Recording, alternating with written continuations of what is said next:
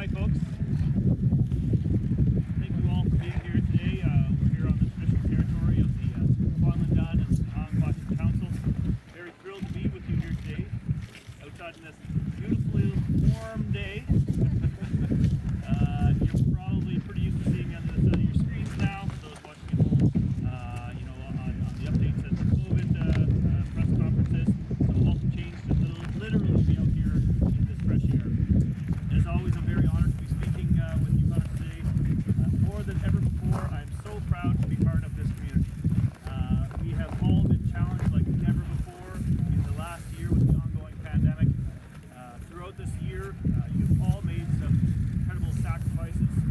I'm feeling a lot of gratitude, compassion, and motivation for everybody who calls Yukon home. This past year, we've heard that we're touched by stories of loss, by isolation, by new obstacles that we never really thought that we were going to see in front of us. We've found innovative ways of coming together through isolation. We've stepped up as Yukoners through sacrifice and through hard work. In 2016, Yukoners elected a Liberal majority to lead our government, and we were given the honor of representing you, the Yukon people.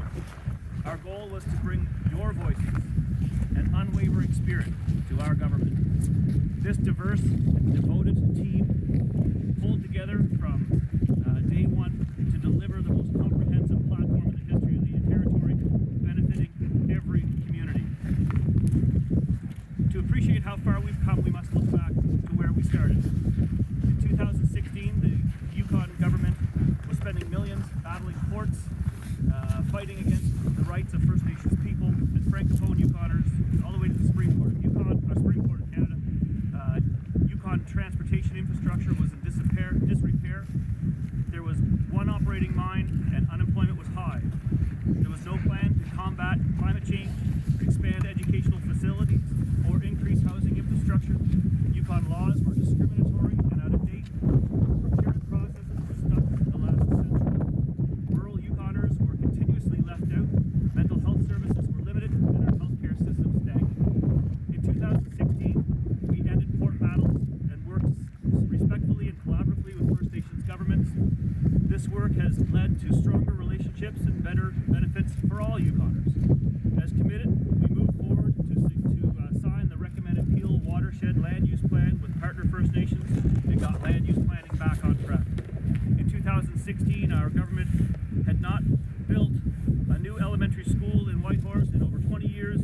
Now we are building an elementary school in Whistlebend and a school in Burwash Landing as well. We've completed the French First Language Secondary School.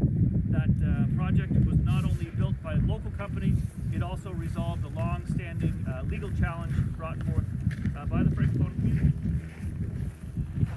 Our very first piece of legislation created a new territory holiday to reflect and celebrate National Indigenous Day. This set the stage for strong, respectful relationships between governments and Yukoners that everybody has been waiting for. We dramatically improved the relationships with those First Nations governments. We're very proud of that. We released an ambitious plan to fight climate change and build on Yukon's green economy. We committed to reducing greenhouse gases by 30% by 2030 and moving ahead with significant green energy projects. When we were elected, we increased mental health positions in rural communities from 2 to 22. We opened 4 mental wellness hubs and substance use hubs across the territory so rural Yukoners could get the services they need for the first time without leaving their community support network. When this Liberal team took over governing in 2016, we were met with some deep, dark issues that we did not expect. The kind governments would rather not tackle, the kind that costs money to fix, the kind that takes courage to repair. Since being sworn in, the team has worked tirelessly to make Yukon a better place to live for all Yukoners, not just for the people that support the parties. We increased options for senior housing, we improved the medical travel system, we decreased surgical wait times, and increased the number of nurse practitioners working in the rural communities. We charted a plan to reform Yukon's healthcare system and became the gold standard for person-centered care and wellness in our country. We created extended family care agreements for Yukon children to ensure families had support they needed to keep children in their communities, with families, and connected to their culture. In all ways possible, we are meeting Yukon First Nations governments at the tables to do our part to end the cycle of government, the cycles of government appropriation of First Nations children. We are improving lives for families in the territory. We introduced an affordable early learning childcare program that will save Yukon parents thousands of dollars per year. We've introduced extended family care agreements that support family members who are caring for children separated from their parents. This keeps kids in their home communities and connected to their cultures. We are building more housing options. Yukon's first housing first project for vulnerable people to the extended use project at 4th and Jekyll as well. We have also supported the private sector and NGOs as they build more housing units. We have issued more than 500 lots for Yukoners who have built their homes, their own homes, in the largest Yukon lottery and land lottery ever. We have increased subsidies to make home ownership more affordable and supported housing projects in rural Yukon. When we started, Yukon was on a tipping point. The previous government had spent years dividing the territory between those who supported mining and those who supported conservation. We committed to balancing the two, and our success has shown what we've always believed: there is no economy without the environment. Since 2016, we have seen GDP growth every year, and our unemployment rate has been amongst the lowest in Canada, and retail sales have grown. We have saved billions of dollars for the businesses by cutting out small businesses tax rates. We've increased personal income tax credits.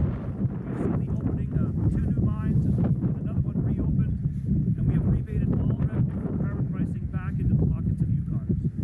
We have made Yukon laws more inclusive for the LGBTQ2S+ community and made Yukon government practices more open. We are encouraging immigration and supporting those who choose to make Yukon home. We are supporting Yukoners and keeping them safe through unprecedented pandemic. We took swift and decisive action from the very beginning of the pandemic, and we have not stopped. The immediate supports we rolled out for Yukon businesses have been the gold standard across the country. Buy local programs have contributed to a 17.4% increase in retail sales, and our unemployment rate is consistently low compared to other jurisdictions in Canada. Thanks to these incredible efforts of Yukoners and the aggressive vaccine strategy being rolled out by this government, we are in place where we can start beginning to lift restrictions. Whitehorse was the first capital city in Canada to be open to vaccines to the general population, and Yukon is leading the country in vaccine delivery along with our good neighbors in the Northwest Territories. The light is at the end of the tunnel, and it's getting brighter and brighter every day. I know that we are all ready to finish wearing our masks and distancing and all these restrictions, and we are getting much closer to that goal. We've accomplished so much, and we've come so far. But we have so much more to do. We believe that our record is strong, and that with 4 more years we can continue to build on these accomplishments and take the territory even further, because there is much more to be done. This is why I visited the Commissioner this morning and asked her that she dissolve the Legislative Assembly. Yukoners will be going to the polls on April 12th. We have been monitoring the COVID-19 situation, waiting to see if the territory is safe enough to hold an election. With the strong vaccine uptake, and the measures being put in place to stop the importation of the virus, I believe the time is now. Yukoners have shown great confidence in our government since we took office. We humbly ask that you continue supporting our team for re-election and to allow us to continue the good work that we have started. Let's continue to make the Yukon the envy of the country, not only for the stunning wilderness, but also for the people programs. Let's continue to create a strong support programs that give everyone an equal chance and diversify the communities, as well as make sure that everybody is welcoming and full of opportunities. Our Liberal government has an exciting team of candidates who will bring very, very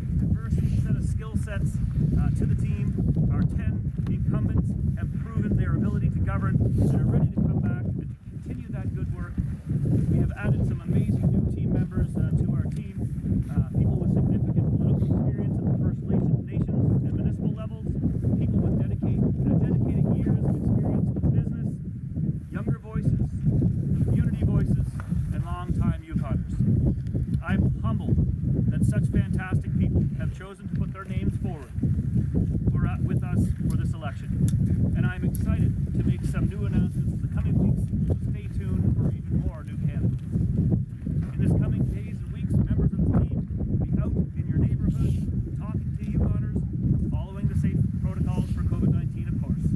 They will be sharing our party's plans for the future and our commitment to keep going forward for a positive future for us all. Please share your thoughts with them, your concerns and your ideas. We want to speak to all Yukoners, and we want to hear from you about what your priorities are for the next government. Before I end today, before my hands freeze off, I must take a moment to share my gratitude to the people who have helped along the way.